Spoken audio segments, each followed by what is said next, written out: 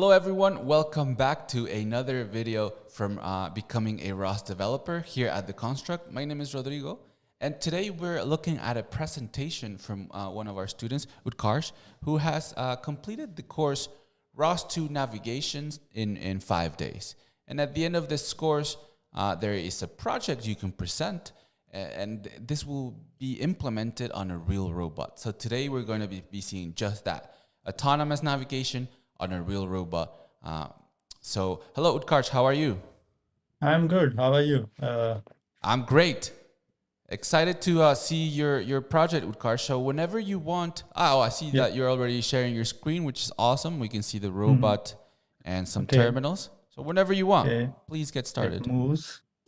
Okay, it moves. Now, so I'll start with launching the ROS. Mm-hmm. Oh, sorry, ROS 2.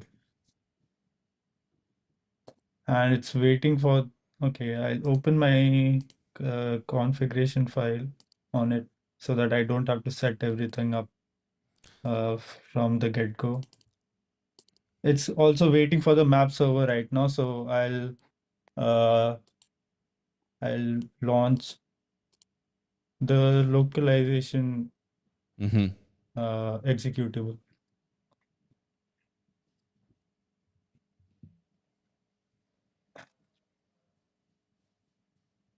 So yeah, there's the map.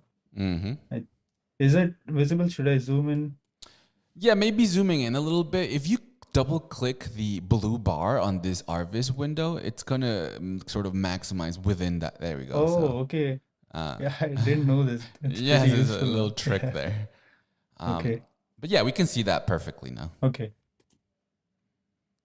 So I'll localize it by giving it an initial position. So you can see the particles are okay. You can see it's a bit off. So I'll try moving it. Oh Okay. wow, that was Okay. that was So now quick. it's settled in. Yeah, yeah. I guess, yeah, I guess launching it close to the wall isn't a good idea. So now it's fixed. I think it's actually 180 degrees Oh, inverted. yeah.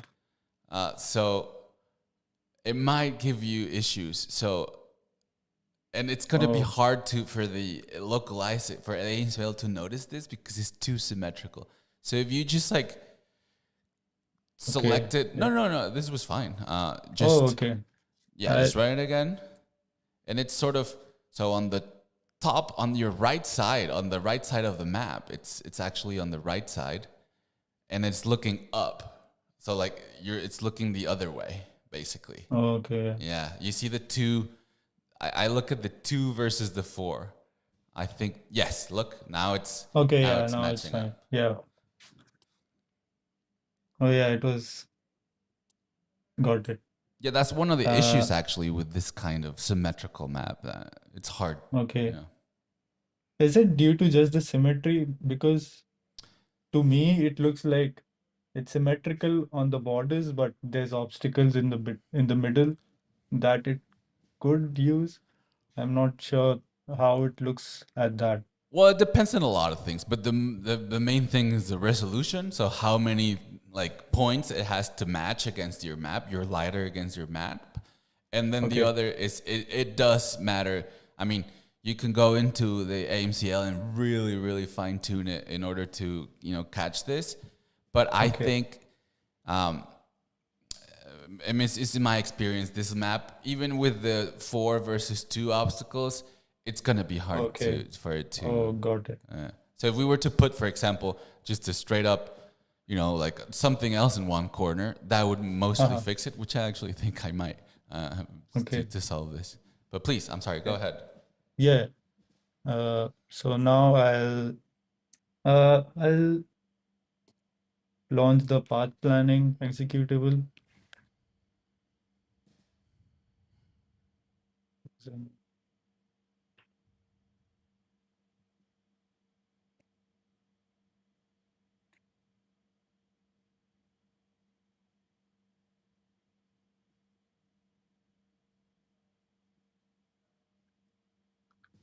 I'll try it out with just the ROS.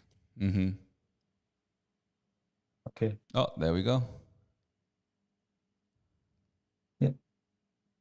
So yeah, it's basically going to the point. If it's visible on screen enough. Yeah. Yeah. Okay. The path it shows it on the screen. Uh, I'll now use so the final project requires us to give it a spot, predefined spot. So we've defined corner one, that's the construct logo. Yeah. Okay. Then there's corner two, right across it, diagonally, and then there's the pedestrian, which is near the crossing. So I'll try giving it the no, I'll try giving it the corner. Okay, I think you gave it pedestrian actually. pedestrian, yeah, yeah, Yeah. I'll So give it the, okay. So yeah, it did a good job at the pedestrian. Now let's try corner one. That should go to the construct. Yeah. It's a bit far.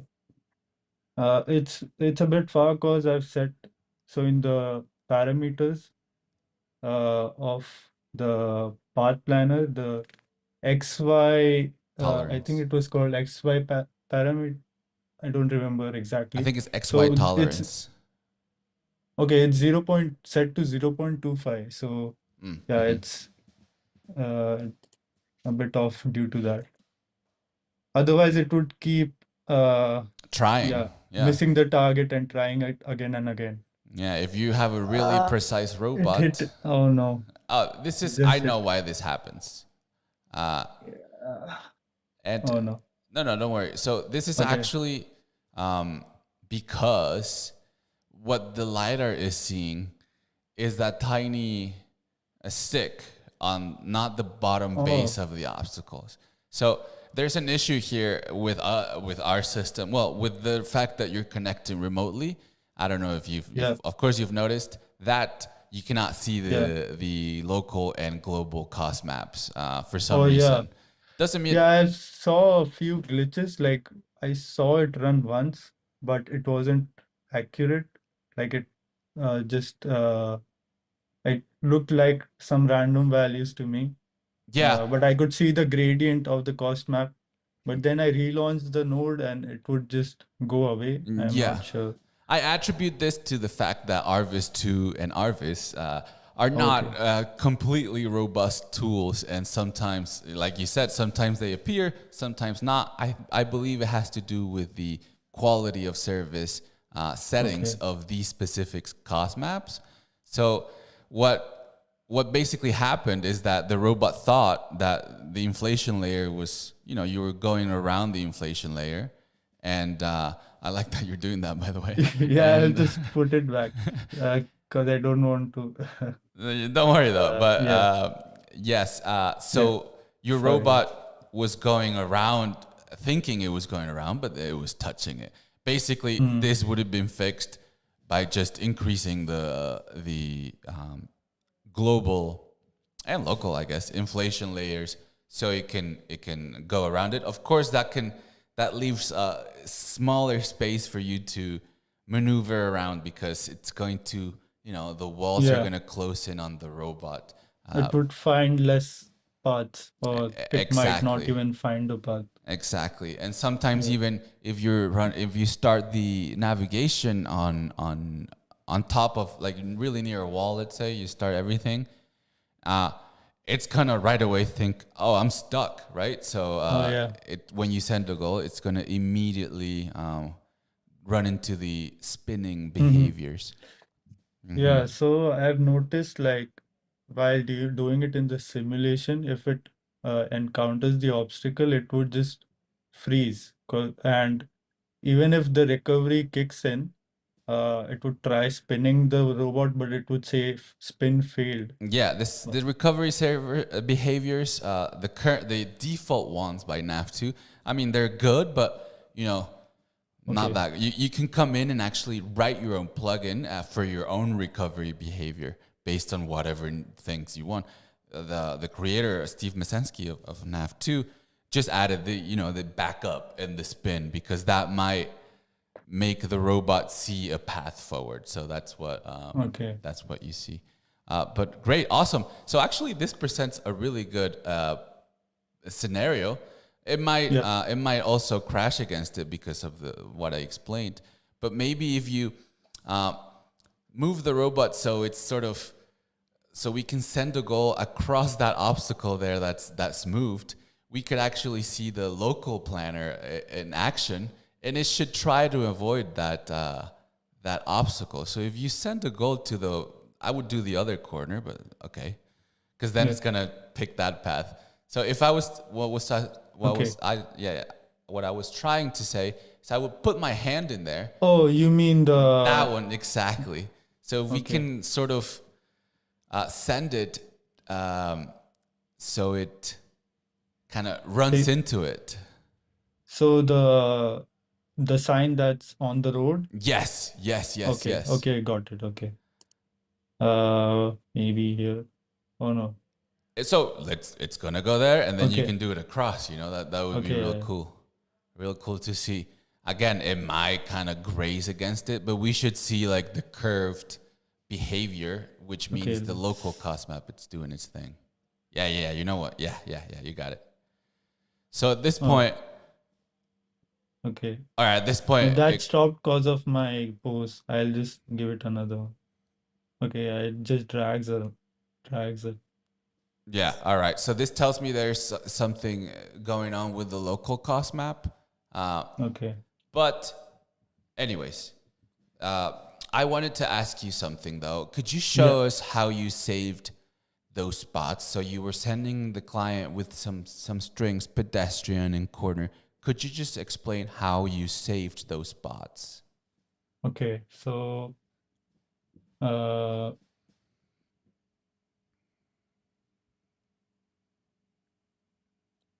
so there's two methods. You could just have the robot in the spot and just echo the AMCL pose, Mm-hmm. get the position and orientation.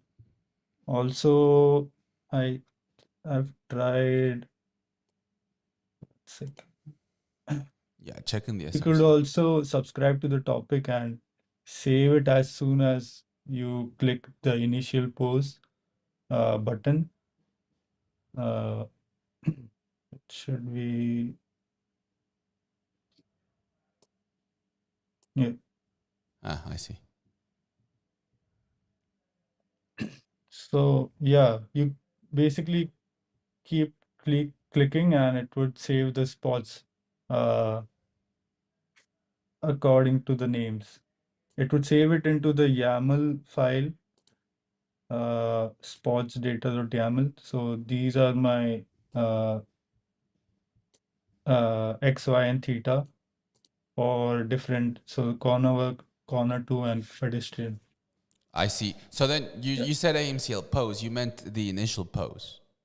Oh my bad, yeah. Initial pose. AMCL pose is for the localization. Yeah, you could use either or, but I saw that it Okay, was. yeah. But Yeah, because yeah, yeah. so then that Yeah, means yeah. When I click the initial pose button, that's what initial pose is what I'm subscribed to. so then if I understand correctly, you click 5 times. The first one will be corner one, corner two. Yeah, yeah, Uh huh. exactly. Uh huh. So what happens if you click 6 times? You never did it. Okay, Yeah, no, that's fine. I was just wondering. All yeah. right. Okay, so this then subscribes. You have to run this, I guess, and then click 5 times to save those spots. And then Yep. how do you actually use these spots to send to the navigate to post goal? So I have this action client Uh-huh, which uh-huh. gets the parameter from my from the from what I enter in, and then it basically grabs the parameter values for that particular name from the YAML file Oh, and cool. So you actually use gives it the code. parameters here. Nice. Yep. That's nice because that's cool because you can actually you loaded up those parameters and then you can just access them Yeah. in the field you want. That's cool. That's cool. Yep. Um, that's a little bit extra actually, because Oh, people actually just think, all right, I'll just use Python to literally read the strings and kind of search for the match. But that's cool that you use these parameters and you declare the parameters in order to access them. That's nice, really that nice. yeah, that would have made my job easy, but Yeah. uh, Well, yeah, you did one part that was a little more involved, and one part that yeah, was a little more streamlined. I would say the yeah, click 5 times, yeah, because of course that limits the amount of spots yeah. you can define. Awesome. I'm sorry, I keep interrupting you, but No, it's fine. It's good to have interaction with uh, someone who's worked in this field more than me. a little bit I'm of interaction, yeah, yes. yeah. All right, so cool. Is there anything else you want to mention, Utkarsh? Uh, I wanted to ask so when so what sensors does AMCL use to localize? Is it just the LiDAR? Is it just the odometry, or is it fusion? Well, you can choose basically. Okay, In the AMCL default config, you can do. I'm sorry. You can do. There's an option to either use the odometry or not. So okay, it'll. I think AMCL, this particular one, this package that we all use, which is the Nav2 AMCL, which is amazing because you pretty much don't need anything else. It yeah, always uses the LiDAR. So by default, it will choose the LiDAR and the odometry. But well, for whatever reason, a lot of robots, for example, a lot of simple robots don't have odometry. So they only use scan. okay. Uh, might And not be defined here, but you can look it up all the parameters. okay, yeah. But yeah, this will be No, in I the was AMCL actually. okay. Um, I I was looking for this because this is my other question I had. So right here, the path planner is not using A star. It says false. I tried to set it as true, but it didn't change much. Like the path was still similar to what uh, I would get with either true or false. right, you can't really kind of predict how the Okay, path will look like. So basically, nav2 by default, and again, you can make your own plugins. You see, in there, you're loading a plugin basically. great page. Yeah. So I think by default it has two path planning algorithms, which is A star and the other one is Dijkstra Okay, algorithms, yeah. and that's just the quickest, either A star, I forget, but it's finding the quickest way based on different set of parameters. So um, by Okay, changing this, it means it's either using Dijkstra or A star, but that doesn't mean it's gonna be way different, and especially in a simple environment like this, it oh will yeah, probably look very similar. yeah. Yeah, but what I forgot to mention, you also mentioned an interesting point, and you said, "Can I use a fusion?" And yes, of course. So there's actually a really good package, open source, and I think the ROS2 is available already. And if not, you can just port it. But it's called robot localization. And what that does, it actually Okay, uses a Kalman filter to fuse different types of odometry. So you can use either, there it is, nice. You can use your odometry and your IMU info. And if you have a camera, you can use visual odometry and I mean a GPS even. And you can kind of okay, shove them in to this package, and this it's a Kalman filter inside basically, and it just spits out a new odometry, a corrected okay, odometry. So okay, and then you feed that into the AMCL, so you kind of have both steps here. But that again, that's in case, for example, if you do that in this mm, scenario, it will probably not have that big of an issue because of the symmetry that we were talking about earlier, right? So if you put yeah, this in robo localization, it would probably be a lot better. Uh, okay, but yes, those are okay, your got two it. questions, and let me see what else I Yeah. wanted to. First of all, I just uh, want to congratulate you. So like, a little applause here. Very very nice job, Utkarsh. Very Thank you. straightforward and very clear. Um, I really liked how straightforward it was, and Yeah. that you showed, for example, the usage of parameters to load and access something like a YAML file quickly, which is basically what you're doing in the config files for your path planning. It's the same thing, but you just did it Oh yeah. on your own there. Uh, Mm-hmm. the one thing I would mention is, and it is difficult on the real robot because of the fact that you cannot see the local cost maps, is to check the local uh, cost map parameters, right? Because Okay. something tells me there that maybe there's um, a missing part in your configs for example, I think it's in controller.yam. Okay. In here at the bottom, I think.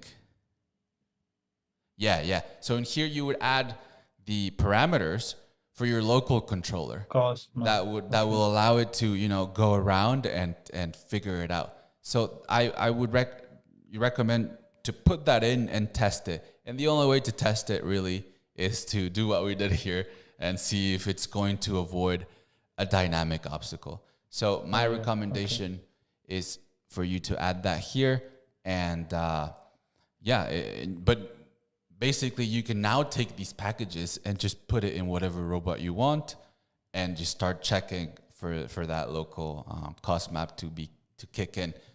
Okay. But yeah, other than that, Yep. Utkarsh, really really nice presentation. So thank you for showing us your Thank you. project. Thank you for listening. All right. Well, let me go here back to my screen. And yeah, so that's it for us, guys. I want to encourage everyone to do what Utkarsh did here and show your learnings from in a real application, in a real robot. For example, we just saw an autonomous navigation setup with two applications on top in order to save spots and then be able to access them later to go to those spots. Just a quick way to show what you can do with something like nav2. So I encourage everyone here to do what Utkarsh did. So thank you very much. And Utkarsh, thank you as well very much. And we hope to see you around very soon. Thank you. All right, guys, that's it for us. So we'll see you in the next presentation. Bye-bye. Yeah. So I think you have another